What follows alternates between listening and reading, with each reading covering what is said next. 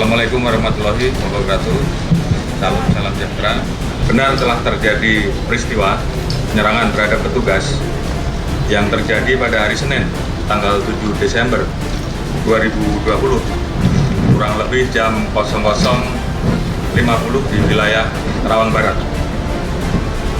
Terkait dengan peristiwa penyerangan terhadap petugas tersebut, saat ini penyidikannya dilaksanakan oleh Barreskrim Polri dengan pertimbangan bahwa lokus delikti terkait dengan peristiwa tersebut terjadi di wilayah Karawang, Jawa Barat. Kemudian yang menjadi korban adalah anggota Polda Metro Jaya. Dan yang ketiga, tentunya ini juga untuk menjaga objektivitas, profesionalisme, dan transparansi di dalam penyidikan. Maka penyidikan dilakukan secara scientific crime investigation dengan melibatkan pengawas internal dari Propam Mabes Polri.